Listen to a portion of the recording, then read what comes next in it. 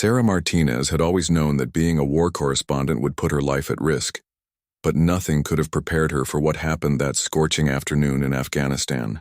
The 28-year-old journalist from Texas had spent 3 years covering conflicts around the world. But this assignment felt different from the moment she stepped off the transport helicopter. The small forward operating base near the Pakistan border buzzed with tension. Intelligence reports suggested increased Taliban activity in the surrounding mountains, and the soldiers moved with the careful precision of men who knew death could come from any direction. Sarah had embedded with Alpha Company, a unit of Marines tasked with securing a strategic valley that served as a crucial supply route. Captain Mike Rodriguez, the company commander, had been reluctant to take her along on their patrol. "Ma'am, this isn't like the other embeds you've done," he warned, his weathered face serious under his helmet. "These mountains are crawling with hostiles, and we've lost 2 patrols in the past month." Sarah understood the risks, but she also understood her job. The American people deserved to know what their soldiers faced in these remote mountains. Her editor back in New York had been clear about the importance of this story. Public support for the war was waning, and authentic reporting from the front lines could help people understand the reality of the conflict. The patrol began before dawn, with 12 Marines and Sarah making their way through rocky terrain toward a village suspected of harboring Taliban fighters. The Marines moved like ghosts, their equipment carefully secured to prevent any noise that might give away their position. Sarah followed closely behind Staff Sergeant James Wilson, a veteran of 3 deployments who had agreed to keep an eye on her during the mission. As the sun climbed higher, the temperature soared past 110 degrees. The weight of Sarah's body armor and equipment felt crushing in the heat, but she pressed on, documenting everything through her camera lens. These images would tell the story of American soldiers fighting in one of the world's most unforgiving environments. The village appeared peaceful as they approached. Children played in dusty streets while women hung laundry on lines stretched between mud brick houses. But something felt wrong to the experienced Marines. The normal sounds of village life seemed muted, and too many windows remained shuttered despite the early hour. Captain Rodriguez made the decision to split his force. Half the squad would approach from the north, while the other half, including Sarah, would position themselves on a ridge overlooking the village from the south. It was a standard tactical approach designed to provide overwatch and prevent enemy escape routes. Sarah found herself crouched behind a cluster of rocks with 6 Marines, including Sergeant Wilson and a young soldier named Private Danny Chen from California. Through her telephoto lens, she captured images of the Marines as they prepared for what might become a firefight. Their faces showed the mixture of fear and determination that she had seen in soldiers around the world. The attack came without warning. One moment the village seemed quiet, and the next muzzle flashes erupted from windows and rooftops. The sharp crack of AK-47s echoed off the mountain walls as bullets began striking the rocks around Sarah's position. The Marines immediately returned fire, their M4 rifles chattering in controlled bursts. "Contact! Contact!" Sergeant Wilson shouted into his radio. "We're taking heavy fire from multiple positions." Sarah pressed herself against the rocks, her heart hammering as bullets whined overhead. This was unlike anything she had experienced before. In previous conflicts, she had been relatively safe behind the lines or in protected positions. Here she was in the middle of a genuine firefight with nowhere to run. The battle intensified as more Taliban fighters revealed their positions. The Marines' situation quickly became desperate as they realized they were outnumbered and surrounded. Enemy fighters had moved into positions behind them, cutting off their retreat route. Captain Rodriguez's voice crackled over the radio, reporting that his element was also pinned down and taking casualties. Private Chen cried out as a bullet grazed his shoulder, blood spreading across his uniform. Sergeant Wilson dragged him behind better cover while continuing to return fire. The sound of incoming rounds grew more intense, with bullets striking closer to Sarah's position with each passing minute. "We need air support," Wilson shouted into his radio. "We're getting overrun here." But the response was not what they hoped to hear. Weather conditions had grounded most aircraft, and the nearest helicopter was 40 minutes away.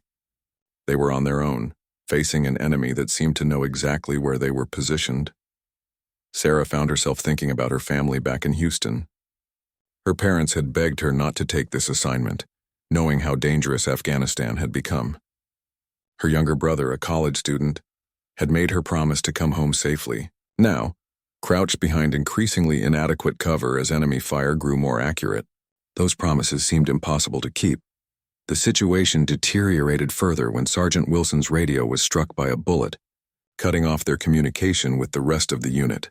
They were isolated, surrounded, and running low on ammunition. Sarah watched as the Marines checked their magazines, their expressions growing more grim as they realized how few rounds remained. As the firefight entered its second hour, Sarah noticed something that chilled her to the bone. The enemy fire was becoming more coordinated, as if the Taliban fighters were systematically eliminating their defensive positions one by one. Several Marines had already been wounded, and their ability to return effective fire was diminishing rapidly. The sun beat down mercilessly as the battle raged on, and Sarah found herself wondering if this remote Afghan mountainside would be where her story ended. She had come here to document the courage of American soldiers, never imagining that she would become part of the very story she was trying to tell. The sound of gunfire echoed through the valley as the desperate situation continued to unfold. With no rescue in sight and their ammunition running dangerously low, the afternoon sun showed no mercy as Sarah Martinez found herself in the worst situation of her life. What had started as a routine patrol had become a fight for survival, with her and 6 Marines trapped on a ridge overlooking an Afghan village swarming with Taliban fighters. The enemy had them completely surrounded, and their ammunition was running critically low. Sergeant Wilson crawled over to where Sarah pressed herself against the rocks, his face streaked with dust and sweat. Blood from a minor shrapnel wound on his forehead had dried in the heat, making him look even more battle-hardened than usual. "Ma'am, I need you to understand something," he said quietly, his voice barely audible over the constant gunfire. "Things are about to get really bad." Sarah nodded, trying to keep her camera steady despite her trembling hands. Even in this desperate situation, her journalist instincts compelled her to document what was happening. These might be the last images anyone would see of these brave Marines, and she felt a responsibility to ensure their story was told. Private Chen, despite his wounded shoulder, continued to fire his rifle with remarkable accuracy. The young Marine from California had grown up hunting in the Sierra Nevada mountains, and his marksmanship skills were keeping several Taliban positions suppressed. But Sarah could see the concern in his eyes as he checked his remaining ammunition for the 3rd time in 10 minutes. The other Marines in their group were Corporal Mike Thompson from Detroit, Private First Class Jose Ramirez from Arizona, Lance Corporal Kevin O'Brien from Boston, and Private Tyler Jackson from rural Montana. Each man brought different skills and backgrounds to the unit, but they were united now by their desperate situation and their determination to protect each other and Sarah. As the battle entered its 3rd hour, the Taliban fighters began using a new tactic. Instead of maintaining their positions, they started moving closer, using the rocky terrain and abandoned buildings for cover as they advanced.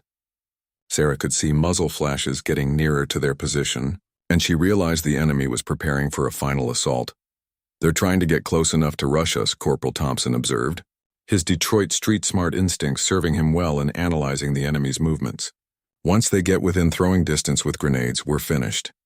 The Marines had already used their 2 grenades early in the fight, hoping to break up enemy concentrations. Now they had nothing but their rifles, sidearms, and whatever ammunition remained. Sarah counted the magazines scattered around their position and felt her stomach drop. At their current rate of fire, they had maybe 20 minutes of ammunition left. Sergeant Wilson tried repeatedly to reach other units on his backup radio, but the mountainous terrain interfered with transmissions. Static and fragmented voices occasionally came through, but nothing coherent enough to coordinate a rescue attempt. They were effectively on their own, fighting an enemy that seemed to have unlimited ammunition and reinforcements. The heat became another enemy as the afternoon wore on. Sarah's water supply was nearly exhausted, and she could see the Marines struggling with dehydration despite their training and experience. Private Jackson, the Montana farm boy, looked particularly affected by the heat, his face flushed and his movements becoming slower. Around 3 p.m., the situation took another turn for the worse. Taliban fighters managed to position themselves on higher ground behind the Marines' position, creating a crossfire that made their rocky shelter increasingly dangerous. Bullets began striking from multiple angles, forcing the group to compress into an even smaller area. "We can't stay here," Wilson declared, after a bullet struck within inches of Sarah's head. They've got us in a killing zone. But moving meant exposing themselves to enemy fire, and their wounded made retreat even more difficult. Private Chen's shoulder wound had worsened, and Corporal Thompson had taken a bullet fragment in his leg during the latest enemy advance. The group's mobility was severely compromised. Sarah found herself thinking about all the war correspondents who had died in conflicts around the world. She had always believed that her press credentials and civilian status would provide some protection, but she now realized how naive that thinking had been. To the Taliban fighters surrounding them, she was simply another target. The Marines began rationing their ammunition more carefully, taking single, well-aimed shots instead of the controlled bursts they had been using earlier. Each bullet had to count now, and Sarah watched as they transformed from desperate defenders into precision marksmen. Making every round matter, Lance Corporal O'Brien, whose Irish grandfather had served in World War II, began sharing stories between firefights to keep morale up. His Boston accent became more pronounced as stress affected his speech, but his humor helped maintain some semblance of normal human interaction in their surreal situation. "My granddad always said that when things look impossible, that's when Marines do their best work," O'Brien joked, even as he carefully aimed at a Taliban fighter trying to advance on their position. As the sun began its descent toward the western mountains, Sarah realized they might not survive to see another sunset. The enemy fire had become more intense and more accurate as Taliban fighters moved closer to their position. She could hear voices calling out in Pashto, coordinating what seemed to be a final assault. Private Ramirez, who had grown up near the Mexican border and understood something about survival in harsh conditions, began checking everyone's remaining water and ammunition. His assessment was grim but not surprising. They had perhaps 15 minutes of effective fighting capability left, and then they would be reduced to pistols and whatever they could use as improvised weapons. The Marines never spoke about surrender, and Sarah understood why. They all knew what happened to captured Americans in this part of Afghanistan. Their only choice was to fight until the end and hope that somehow, against all odds, rescue would arrive in time. 3 miles away from Sarah Martinez and the trapped Marines, Navy SEAL Petty Officer First Class Marcus Kane had been watching the battle unfold through his spotting scope since it began. The 34-year-old sniper from Oregon lay motionless on a rocky outcrop that provided an excellent view of the valley below, his ghillie suit making him nearly invisible against the desert landscape.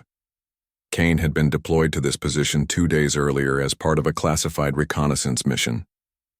His job was to monitor Taliban movement patterns and provide intelligence to coalition forces about enemy activities in the region. He worked alone, as many snipers preferred, with only his spotter, Petty Officer Second Class David Park from Hawaii, for company. When the firefight erupted in the village below, Kane immediately radioed his headquarters to report the contact. But like the trapped Marines, he received disappointing news about air support. The weather front that had grounded most aircraft was expected to last several more hours, and ground reinforcements were tied up in operations elsewhere. "Those Marines are getting chewed up down there," Park observed, his voice tight with concern as he watched through binoculars. The Korean-American sailor had grown up in Honolulu and joined the Navy to see the world, never expecting to find himself on a mountain in Afghanistan watching fellow Americans fight for their lives. Kane studied the tactical situation carefully. He counted at least 30 Taliban fighters positioned around the village and in the surrounding rocks. The enemy had superior numbers, better positions, and appeared to have unlimited ammunition. The Marines were trapped with no escape route and no reinforcements coming. The distance to the Marines' position was approximately 1,800 yards, near the maximum effective range of Kane's M24 sniper rifle. The weapon was capable of accurate shots at that distance, but environmental factors like wind, heat distortion, and the altitude would make precise shooting extremely challenging. Every shot would need to be perfect. Kane had grown up hunting elk and deer in the forests of Oregon with his grandfather, a Vietnam veteran who had taught him that patience and precision were more valuable than speed and quantity. Those lessons had served him well during his 8 years as a Navy SEAL, including 3 previous deployments to Afghanistan and Iraq. "Range to target?" Kane asked his spotter. Park made quick calculations using his equipment. 1,840 yards to the Marines' position. Wind is variable, gusting up to 15 miles per hour from the northwest. Temperature is 112 degrees, creating significant heat shimmer. Kane nodded, processing the information. He had made shots at similar distances before, but never under such pressure, and never with American lives hanging in the balance. The Marines below were running out of time and ammunition, and he was possibly their only hope for survival. The SEAL sniper began setting up for long-range engagement, adjusting his scope and calculating for bullet drop over the extreme distance. His rifle was loaded with 300 Winchester Magnum rounds, each one hand-selected for consistency and accuracy. In situations like this, there was no room for equipment failure or ammunition that wasn't absolutely perfect. Through his scope, Kane could see individual Taliban fighters as they moved between positions. He identified several who appeared to be leaders, directing other fighters and coordinating the assault on the Marines. Taking out the leadership might disrupt their attack and buy time for the trapped Americans. Park used his laser rangefinder to provide exact distances to various targets, calling out wind conditions and other factors that would affect bullet trajectory. The two SEALs had worked together for over a year and had developed the kind of wordless communication that was essential for precision shooting. Team Kane's first target was a Taliban commander who had positioned himself on a rooftop overlooking the Marines' position. The man was directing fire from at least 6 other fighters, making him a high-value target. Kane adjusted his breathing, controlled his heart rate, and began the careful process of aiming for a shot that would travel more than a mile to its target. The mathematics of long-range shooting were complex. Kane had to account for bullet drop over the distance, wind drift that could push the bullet several feet off course, the rotation of the earth, air density at altitude, and even the temperature of his rifle barrel. All these factors had to be calculated and compensated for in the seconds before taking the shot. Meanwhile, Kane could see through his scope that the Marines' situation was becoming more desperate. Their rate of fire had decreased significantly, indicating they were conserving ammunition. Several appeared to be wounded, and Taliban fighters were moving closer to their position, preparing for what looked like a final assault. The pressure was enormous. Kane knew that these Marines had families waiting for them at home, just as he had his wife Jennifer and their 2 young children back in Virginia Beach. The journalist with them also had people who loved her and were counting on her safe return. Their lives might depend entirely on his ability to make impossible shots under the worst possible conditions. Kane had been in similar situations before, but never quite like this. During his previous deployments, he had always been part of larger operations with multiple support elements and backup plans. Now he was the backup plan, the only thing standing between those Marines and almost certain death. Park continued providing updates on wind conditions and enemy movements, his voice calm despite the tension of the situation. The young sailor understood his critical role in this life-or-death scenario, and his spotting skills would be just as important as Kane's shooting ability. As Kane prepared to take his first shot, he thought about the responsibility he carried, not just for the Americans trapped below, but for their families, their futures, and the mission they were trying to complete. Everything came down to his ability to place bullets exactly where they needed to go, across a distance that challenged every skill he had developed as a sniper. The sound of gunfire echoed up from the valley, reminding Kane that time was running out. The Marines below were fighting for their lives, and he was about to begin the most important shooting of his career. Marcus Kane controlled his breathing and settled into his shooting position, feeling the familiar calm that came over him before taking a long-range shot. Through his scope, he could see the Taliban commander on the rooftop clearly despite the 1,140-yard distance. The man was gesturing to other fighters, coordinating the assault that would likely overrun the Marines within minutes. Kane's finger found the trigger as he made his final calculations. Wind speed had decreased slightly, which was good, but heat shimmer from the desert floor was creating distortion that made precise aiming more difficult. He adjusted his point of aim slightly to compensate for the bullet's trajectory over the extreme distance. The shot broke cleanly, the rifle's recoil familiar against his shoulder. Kane immediately began working the bolt to chamber another round while Park tracked the bullet's flight through his spotting scope. The 300 Winchester Magnum round traveled for what seemed like an eternity before finding its target. Hit, Park confirmed quietly. Target down.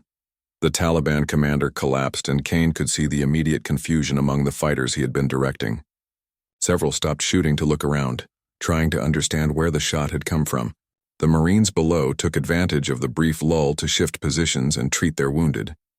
Kane quickly acquired his second target, another Taliban fighter who was directing fire from behind a stone wall.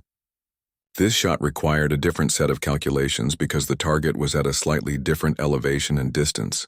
Park provided updated wind readings as Kane adjusted his scope. The second shot was equally precise, dropping the target immediately. Kane was already looking for his third target when he noticed something that made his blood run cold. Taliban fighters were moving into position for what appeared to be a coordinated assault on the Marines' position. If they all attacked at once, even perfect shooting wouldn't be enough to save the trapped Americans. Sarah Martinez, crouched behind her rocky shelter, noticed that some of the enemy fire had stopped. She didn't know why, but Sergeant Wilson seemed to understand what was happening. The experienced Marine had fought alongside snipers before and recognized the signs of precision, shooting from extreme range. "Someone's covering us," Wilson told his men. Sniper, long range, taking out their leadership. The Marines used the brief respite to redistribute ammunition and assess their wounds. Private Chen's shoulder was worse than they had initially thought, and Corporal Thompson could barely put weight on his wounded leg. But their spirits lifted slightly, knowing that someone was out there trying to help them. Kane continued his methodical elimination of key Taliban targets, prioritizing those who posed the greatest threat to the Marines or who were coordinating the enemy assault. Each shot required complete focus and precision, with no room for error. Miss a shot, and the muzzle flash might give away his position to enemy fighters who would then try to eliminate him. The physics of extreme long-range shooting created a significant time delay between firing and impact. Kane had to lead moving targets, predicting where they would be when the bullet arrived several seconds later. It was like shooting at ghosts, requiring an almost supernatural understanding of human movement patterns and battlefield behavior. Park proved invaluable as a spotter, not only calling wind conditions and target ranges, but also identifying the most critical targets among the many Taliban fighters visible in the valley. His ability to read the tactical situation and prioritize threats allowed Kane to focus entirely on the technical aspects of shooting. "New target, 2 o'clock from your last shot," Park called out. Machine gunner setting up on the north wall. Range 1,900 yards. Kane swung his rifle toward the new threat and immediately saw the danger. A Taliban fighter was positioning a PKM machine gun that would have a clear field of fire on the Marines' position. Once that weapon opened up, the trapped Americans would have no chance of survival. This shot was even more challenging because the target was partially concealed behind sandbags, presenting only a small portion of his body as a viable target. Kane had to aim for the man's head, visible just above the machine gun's sights, at a range that would challenge even the most experienced sniper. Kane adjusted his breathing and steadied his crosshairs on the target. The heat distortion made the image waver slightly, but his years of experience allowed him to time his shot for a moment when the air was clearest. He squeezed the trigger gently and the rifle fired with its characteristic crack. The machine gunner dropped immediately, the heavy weapon tilting uselessly skyward. Kane felt a moment of satisfaction before Park's urgent voice brought him back to the tactical situation. "Multiple targets moving on the Marines from the east side," Park reported. "Looks like they're trying to flank around behind them." Kane quickly shifted his attention to the new threat. 6 Taliban fighters were using a dry creek bed to approach the Marines' position from their blind side. If they succeeded in getting into position, they would be able to attack the Americans from behind while other fighters maintained pressure from the front. The range to these moving targets was slightly shorter, about 1,650 yards, but shooting at moving targets required different skills than engaging stationary ones. Kane had to predict not only where each fighter would be when the bullet arrived, but also account for their varying speeds and the irregular terrain they were crossing. Kane's fourth shot caught the lead Taliban fighter just as he emerged from cover, dropping him in the middle of the creek bed. The other fighters immediately went to ground, but their movement toward the Marines' position stopped. Kane methodically engaged each target as they attempted to continue their flanking maneuver. Down in the valley, the Marines began to understand that they had professional help from someone with extraordinary shooting skills. The precision and timing of the shots, combined with the shooter's ability to identify and eliminate the most critical threats, indicated they were being supported by a highly trained sniper. Sarah watched in amazement as Taliban fighters who had been advancing confidently just minutes earlier now moved with extreme caution, constantly looking around for threats they couldn't see. The psychological impact of the sniper fire was almost as important as the physical elimination of targets. Kane continued his deadly work, knowing that every shot bought precious time for the trapped Marines. But he also knew that his ammunition was limited, and eventually the Taliban fighters would either locate his position or find a way to overwhelm the Marines despite his intervention. The battle was far from over, but for the first time since the firefight began, the Marines had hope. The afternoon was growing late when Marcus Kane realized he was facing his own crisis.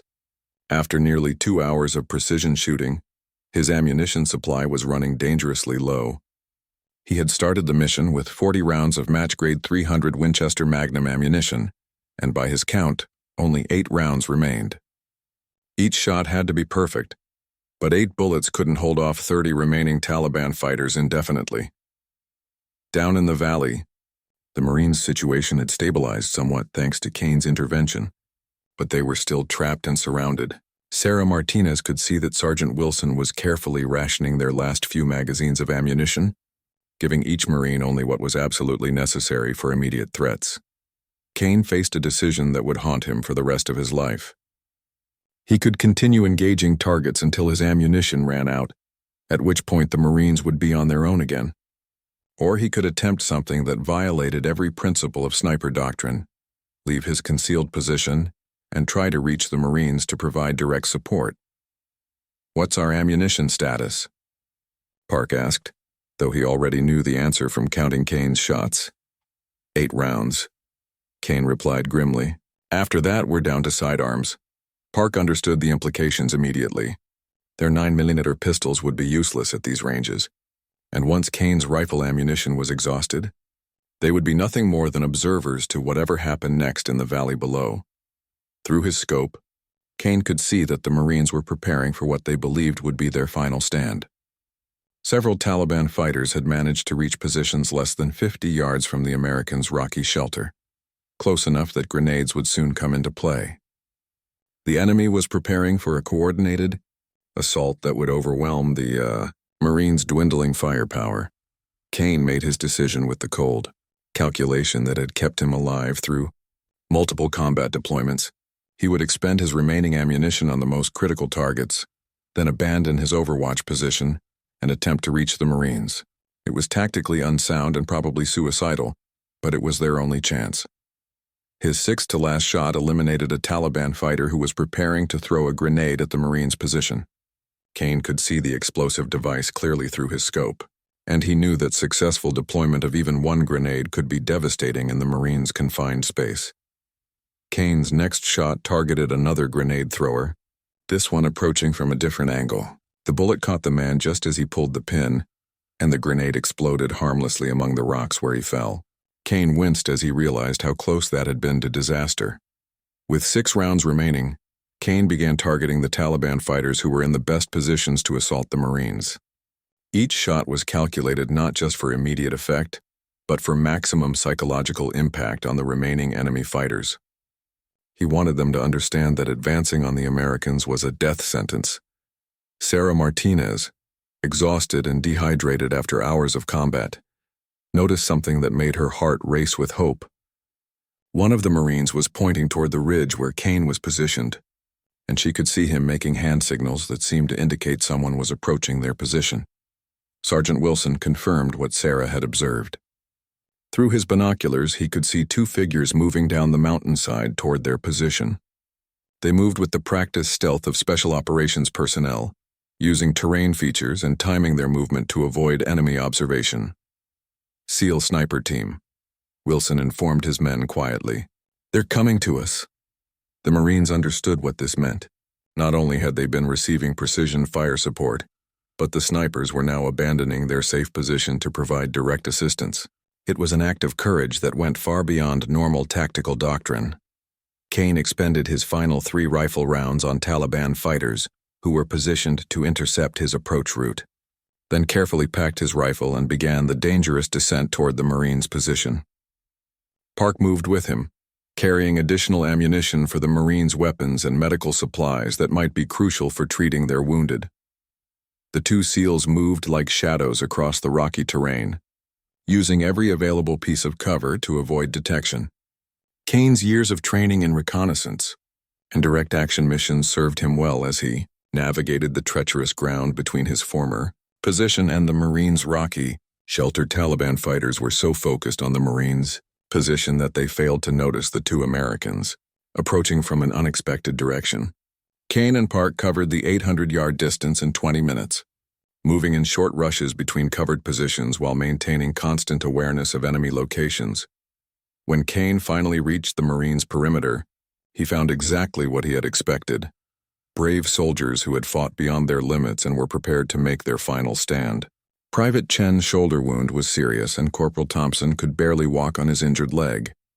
Their ammunition situation was even worse than Kane had feared, with most Marines down to their last magazine. "Navy SEAL sniper team," Kane announced quietly as he slid into cover beside Sergeant Wilson. "We've been providing overwatch for the past 2 hours." Wilson's relief was evident on his dust-covered face. "Thank God. We're down to our last few rounds, and they're getting ready to rush us." Kane quickly assessed the tactical situation from ground level and realized it was even worse than it had appeared from his distant shooting position. The Marines were completely surrounded, with Taliban fighters positioned in a full circle around their rocky shelter. Any movement in any direction would expose them to enemy fire from multiple angles. Park immediately went to work treating the wounded Marines, using his combat medical training to stabilize Private Chen's shoulder wound and assess Corporal Thompson's leg injury. His medical supplies, though limited, were more than the Marines had available for treating their casualties. Kane handed his sidearm and extra magazines to the Marines, knowing that pistol ammunition would be more useful to them at close range than rifle rounds he no longer had. He also carried several hand grenades, which could be crucial if the Taliban fighters attempted their expected assault. Sarah Martinez watched these events with a mixture of exhaustion, relief, and professional fascination. Here were American Special Operations personnel risking their lives to save Marines they had never met, demonstrating the bonds that connected all U.S. military personnel, regardless of service branch or unit. As the sun continued its descent toward the western mountains, Kane realized that their situation, while improved, was still desperate. They now had 8 fighters instead of 6, better medical support for their wounded, and slightly more ammunition. But they were still outnumbered, surrounded, and facing an enemy that seemed determined to eliminate them before darkness fell. As the sun began its final descent behind the Afghan mountains, Marcus Kane found himself in a situation he had never anticipated. The Navy SEAL sniper who had spent hours providing life-saving support from a distant position was now crouched behind the same rocks as the Marines he had been protecting, sharing their desperate circumstances. The combined group of 8 Americans faced a tactical nightmare. Taliban fighters had used the time during Kane's approach to tighten their circle, moving closer to the rocky shelter from all directions. Through gaps in the rocks, Sarah Martinez could see muzzle flashes that seemed to be getting closer with each passing minute. Kane took command of the defensive effort with the quiet authority that came from years of special operations experience. He quickly reorganized their limited resources, positioning each Marine to cover specific sectors of fire and ensuring that their remaining ammunition would be used most effectively. "Listen up," Kane addressed the group, his voice calm despite their situation. "Air support is still grounded, but they're working on getting helicopters to us. We need to hold this position until full darkness, then we might have options for movement." Sergeant Wilson nodded, understanding that Kane was being optimistic about their chances. The Taliban fighters surrounding them showed no signs of withdrawing, and darkness would favor the enemy fighters who knew this terrain intimately. Park continued treating the wounded, using techniques he had learned as a Navy hospital corpsman before becoming a SEAL. Private Chen's shoulder wound was stabilized, but Corporal Thompson's leg injury was more serious than initially assessed. The bullet had damaged muscle and possibly bone, making him unable to move quickly if evacuation became possible. The enemy assault began just as the sun touched the horizon, turning the sky blood red above the mountains. Taliban fighters attacked from 3 directions simultaneously, using grenades and concentrated automatic weapons fire to try to overwhelm the Americans' position. Kane's combat experience proved invaluable as he coordinated the defense. He directed fire toward the most dangerous threats while conserving ammunition for critical moments. His grenades were used precisely, targeting clusters of attacking fighters at ranges where they would cause maximum disruption. Sarah found herself actively participating in the battle, passing ammunition to Marines and helping Park treat wounded. Her press credentials seemed irrelevant now. She was simply another American fighting for survival alongside the soldiers who had become her protectors and friends. The battle raged with an intensity that surpassed anything earlier in the day. Taliban fighters, sensing that darkness would bring advantages, pressed their attacks with desperate determination. Several came within 20 yards of the Americans' position before being stopped by accurate rifle fire. Private Jackson, the young Marine from Montana, distinguished himself during the assault by eliminating 3 attackers who had approached from the east side of their position. His hunting background and steady nerves under pressure proved crucial in preventing the Americans from being overrun. Lance Corporal O'Brien used his remaining grenade to devastating effect, timing its throw perfectly to catch a group of Taliban fighters as they prepared to rush the Americans' position. His Irish grandfather's stories about combat in World War II had included lessons about timing and courage that served him well in this modern firefight. As full darkness approached, Kane made a decision that would determine whether any of them survived the night. Rather than wait for the Taliban to organize another assault, he proposed that they attempt to break out of their encirclement and fight their way to an extraction point where helicopters could safely land. The plan was risky in the extreme. They would have to move approximately 400 yards across open ground while carrying 2 wounded Marines, all while under fire from an unknown number of enemy fighters positioned throughout the area.